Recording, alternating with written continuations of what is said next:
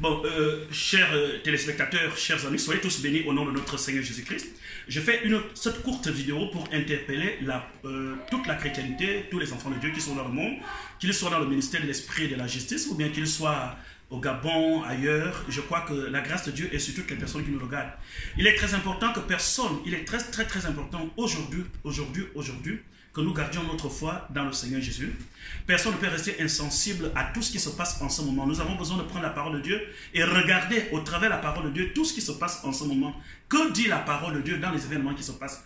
Nous avons déjà fait un direct sur Facebook et nous avons vu que toutes les personnes ne sont pas connectées sur Facebook. Ce direct, ce que nous sommes en train de faire ici, cette petite vidéo, permettra d'envoyer sur les WhatsApp, envoie à tes amis, envoie à tous les chrétiens qui se trouvent dans une position de peur, de voir ce qu'il faut faire, quelle est la position qu'il faut prendre. La première chose que je veux d'abord dire à toutes les personnes qui nous regardent en ce moment, c'est que les mesures que le gouvernement a prises vis-à-vis de tout ce qui se passe du coronavirus, ces mesures ne sont pas contraires à la parole de Dieu, comme le prétendent certains pasteurs en ce moment, les complets et tout le reste. Il faut que nous fassions très attention. Ces mesures, c'est à notre avantage. Les autorités sont là pour veiller à la santé publique de tous les citoyens qui sont sous leur autorité. Donc, il est important que vous compreniez que le coronavirus a commencé en Chine. Évitons les fake news, tout ce que les gens racontent. Ça a commencé en Chine. Que cela soit un complot ou pas, que cela soit un véritable virus fabriqué ou non fabriqué, ce que nous savons, c'est qu'au moment où nous sommes là, il y a un virus qui circule. Mais ce virus qui circule ne circule pas en disant que j'ai été fabriqué par X, j'ai été fabriqué par Y. Ce virus rentre dans les corps et il tue. C'est tout. C'est tout ce qui est important. Le reste là n'est pas important. Qu'il soit fabriqué ou pas, que le virus est fouillé dans un laboratoire ou pas, qu'on l'ait trouvé dans le singe ou pas, qu'on l'ait trouvé dans les ailes de dinde ou pas, ou bien dans le cochon, on ne sait pas. Donc, évitons de rentrer les choses qui ne sont pas importantes. Ce qui est important, c'est que le virus circule et il tue. Et vous avez la preuve. Vous regardez la télévision. Il y a certaines personnes peut-être qui me regardent là qui ont déjà perdu un parent. Donc, les chrétiens, nous devons rester dans la foi. Et nous ne devons pas être insensibles aux mesures qui ont été prises par le gouvernement, à savoir la confination de toute la population chez soi. Rester chez soi n'est pas contraire à la parole de Dieu. Rester enfermé chez toi n'est pas un crime, n'est pas un péché. Déjà, vous êtes le temple du Saint-Esprit et que l'Esprit de Dieu habite en vous. Vous êtes rempli de l'autorité et de la puissance de Dieu. Les lieux de culte, ce sont les lieux auxquels nous nous retrouvons pour célébrer la gloire de l'Éternel. Lorsqu'un lieu de culte est fermé, votre Bible n'est pas fermée. Un lieu de culte peut être fermé, mais votre détermination à aimer Jésus, à célébrer le Seigneur n'est pas fermée. Vous savez, chaque événement, Dieu utilise un thermomètre pour essayer de jauger la capacité de tout un chrétien. Cette période de coronavirus sera un moyen par lequel Dieu va juger qui a été vraiment chrétien ou pas. Qui sont les gens qui vont chuter, comme on le disait à l'époque, tel a chuté. Qui sont les gens qui ne vont plus prier?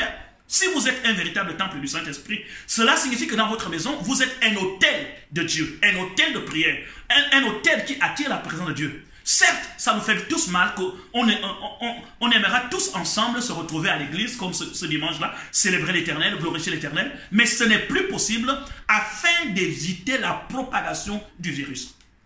Je vous le dis, pour Dieu, ce n'est pas mauvais que tu meurs tout de suite. Si tu veux mourir tout de suite, tu peux mourir tout de suite, mais il faut protéger les autres. Si tu ne veux pas te protéger toi-même, tu peux protéger les autres. Voyez-vous, pour Dieu, la mort, c'est rien. Si tu es chrétien, tu meurs là, tu vas au ciel. Dans la maison de mon père, il y a plusieurs demeures. Si cela n'était pas vrai, je vous l'aurais dit. Quand ce sera après, j'irai, je vous viendrai, je vous prendrai avec moi, afin que là où je suis, vous soyez aussi. Mais nous savons qu'il y a des gens qui doivent rester encore sur la terre parce qu'ils ont la mission de Dieu. Ils doivent encore sauver. La moisson est immense, mais il y a peu d'ouvriers. Ce sont les raisons pour lesquelles il faut qu'on se confine, qu'on reste chez soi. Faut pas, s'il y a des gens qui disent que non, moi je n'arrive pas à prier, je ne peux prier que quand je suis à l'église. Cela signifie que tu n'as jamais été chrétien. Ou du moins, tu n'es pas rempli du Saint-Esprit, tu n'es pas le temple de Dieu. Tu peux prier chez toi à la maison. Prier chez toi à la maison ne signifie pas que Dieu n'est pas là.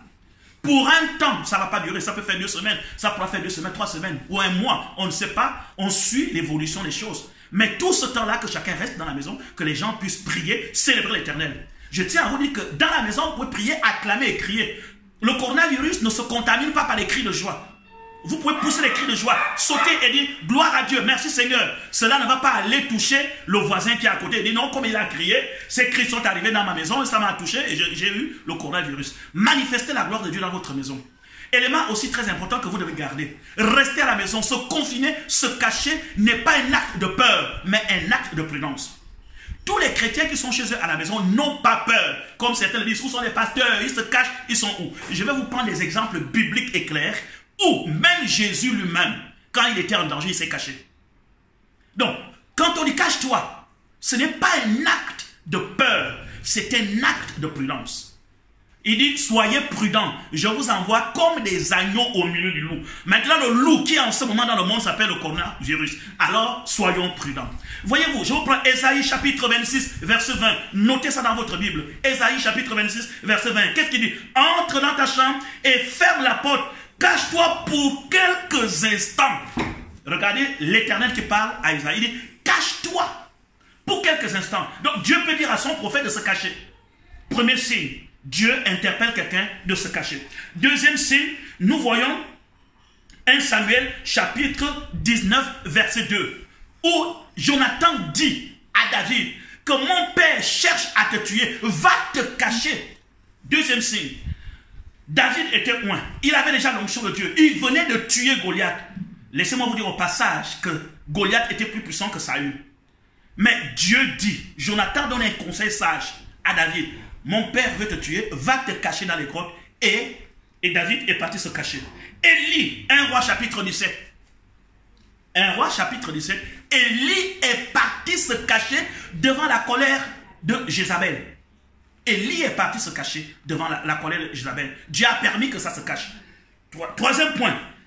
Jean chapitre 8, tu pourras dire qu'Élie avait peur. Mais est-ce que Jésus avait peur? Jean chapitre 8, verset 59. Lorsqu'ils ont décidé de lancer des pierres sur Jésus, Jésus s'est caché. Est-ce que vous savez ça? Peut-être que vous n'avez jamais lu ce verset-là depuis que vous êtes en train de prêcher l'évangile. Jésus s'est caché parce qu'on voulait le tuer avant la croix. Il s'est caché. Donc, le coronavirus avait tué des gens avant leur temps. Il veut tuer les pasteurs, il veut tuer les évangélistes, il veut tuer les prophètes, il veut tuer même toi, enfant de Dieu qui me regarde en ce moment. Mais alors, cache-toi. Et cache-toi là, c'est le confinement.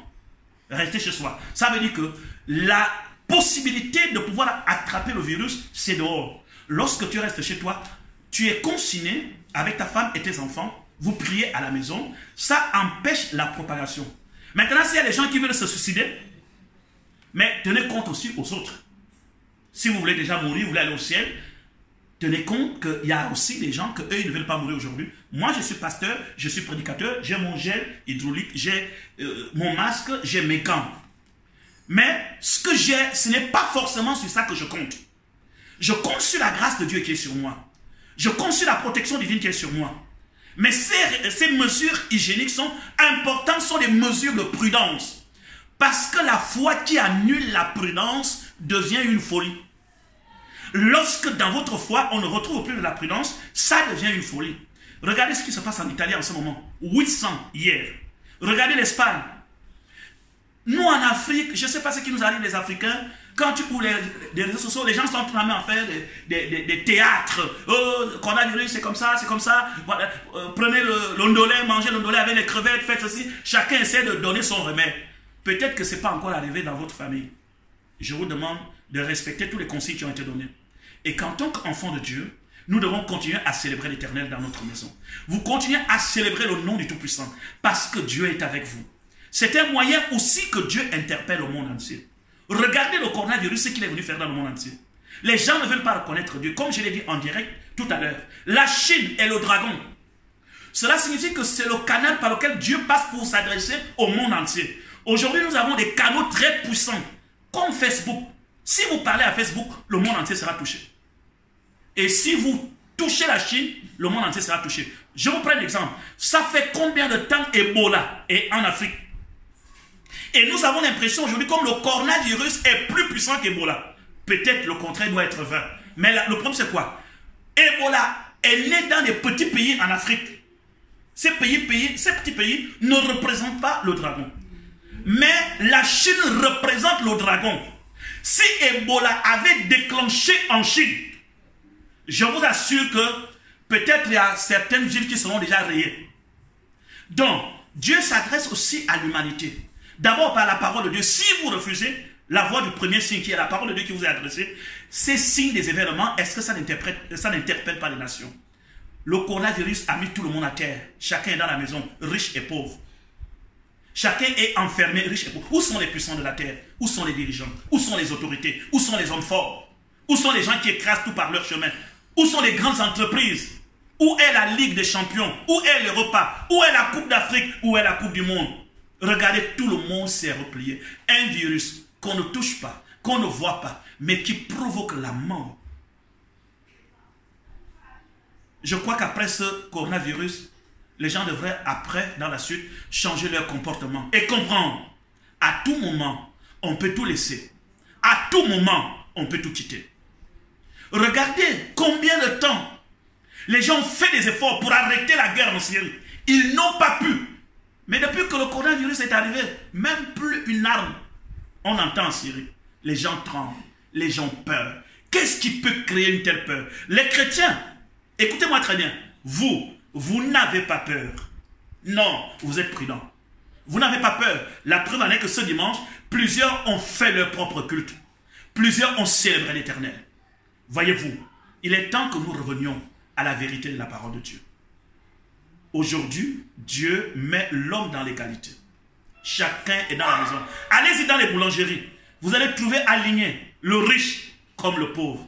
Allez-y dans les stations, le riche comme le pauvre. Partout, chacun cherche à sauver sa vie. Mais je crois que le seul moyen par lequel nous pouvons sauver nos vies, c'est de se réfugier dans la parole de Dieu, dans le Seigneur Jésus-Christ.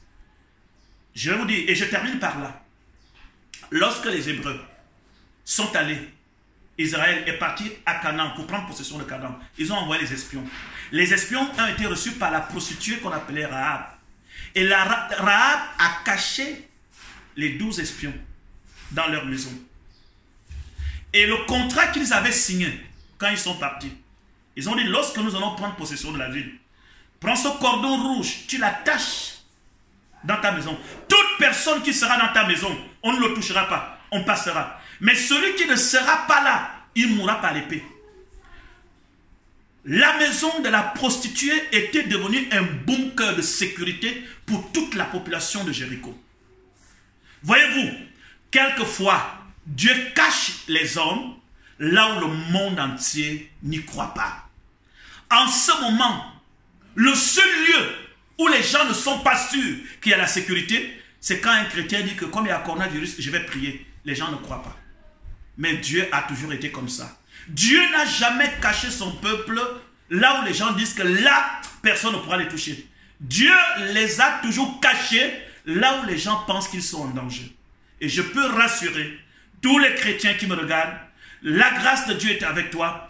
Que tu sois au Gabon, au Cameroun, en Afrique, en Algérie, en Europe, en Amérique, quel que soit le point où tu es dans le monde entier, le meilleur endroit, le véritable bunker, c'est le Seigneur Jésus-Christ qui est véritablement ton bouclier.